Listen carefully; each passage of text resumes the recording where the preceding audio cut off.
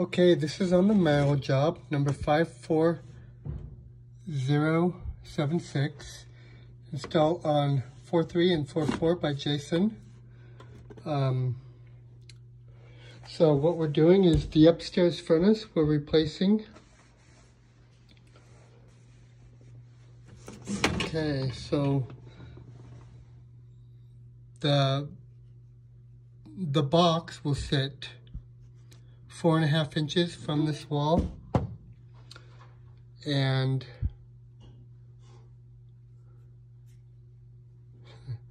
shoot, I have a fitting in here I didn't write down. Anyway, I'll get that in a minute. And then 1 inch off the back wall. Okay, so we have this 90 here, and then another 90 here, and a filter box, transition, furnace, coil, transition, and a canvas. So your cut line is 2 inches from the sheetrock. I'll give you some duckboard slips to go around it. Okay.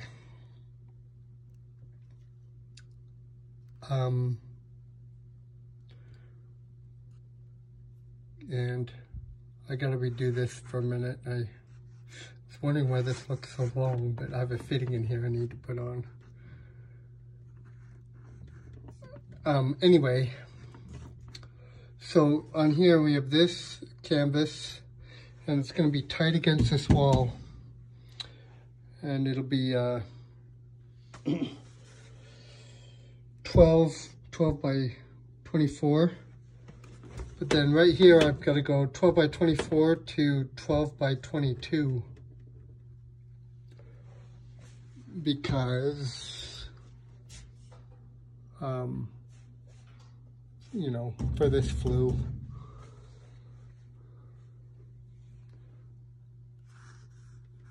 And then this job kind of grew on us, so I'm doing more. But then we have a 90 in the attic with an end cap. So I'll just show you. So up here we have a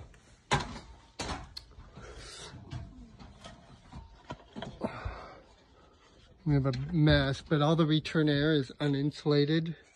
We have a 12 and 2/8. They're all uninsulated.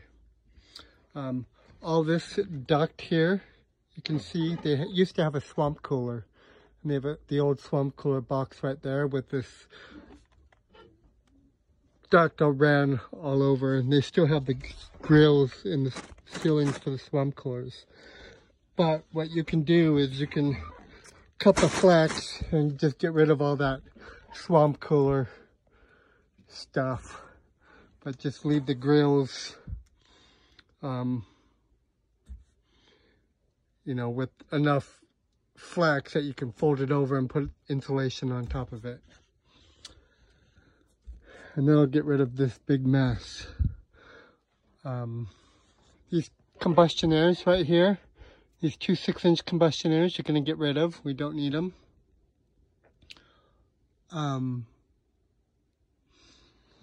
And so yeah, you're going to replace this 12-inch flex with insulated flex. And we're going to try to get a return air right here, 14 by 14. So you may want to move this over that way if you can.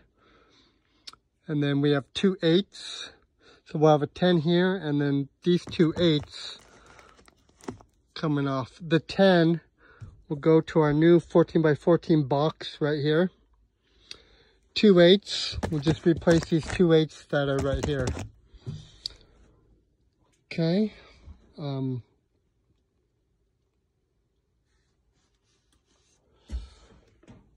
Okay, so they have duckboard duct here, trunk line here, and on the other side. So on our supply, we're going to add 2 runs. But keep in mind, while I'm up here. I don't want to come up here again. We have our flue chase way over there. That's for the basement furnace, okay? So our flues come up right here.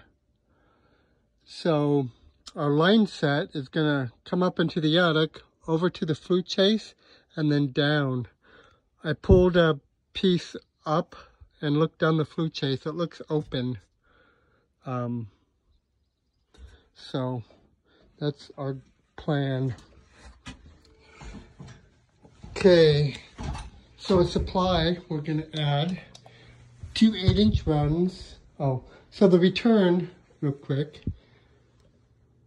I told him we'd get it over here in the corner as much as we can, but we have those 2 8s coming off that box right here. So I think it's gonna have to be over this door. 14 by 14 over the door. Or as, close as you can get it. So we're gonna add a 6 by 12 by 8 right there, straight boot with the 90, and an 8-inch top takeoff. So just gonna have to lean your ladder, put some rags on it and lean it against here and cut your hole with a double diffuser grill. He wants it kind of pointing straight down so the air can drop down. Okay, then over on this one, we're going to have a 8-inch top takeoff. It's going to come to a 6 by 12 by 8 sidewall diffuser pointing towards these windows. Right there. Okay, and that'll be a straight boot. Okay, back to my drawing.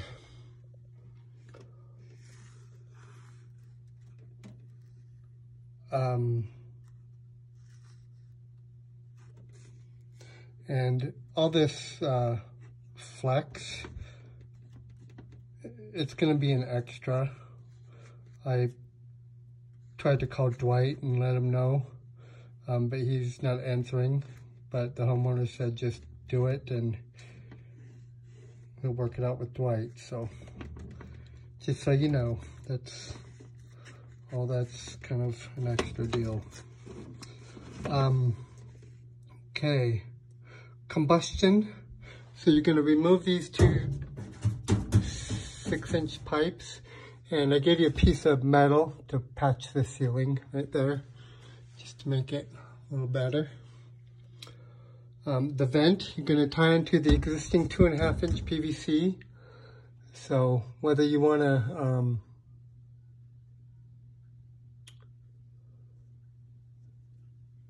I'd do it as high as you can and come over and then down. Can't even do it in the attic if you wanted to, but anywho, this back one goes just straight up, so there's really not much room. So, let's see. Sorry, spaced out for a minute. So I give you 2 couplings and 2 bells, or 2 bushings, I mean. Oh, and then I need 20, let's see, 10, 20 feet of 2-inch PVC. I better write that down. Well, I'll write down in a minute. Okay, so the gas. Our new furnace, the top of the furnace is going to be right here. So our gas comes out right here. So we're going to replace this caulk at a 2T drip leg. And then out of the T, I have a 3-inch and a 92 and a flex. Of the furnace, I have a 12 and a 90.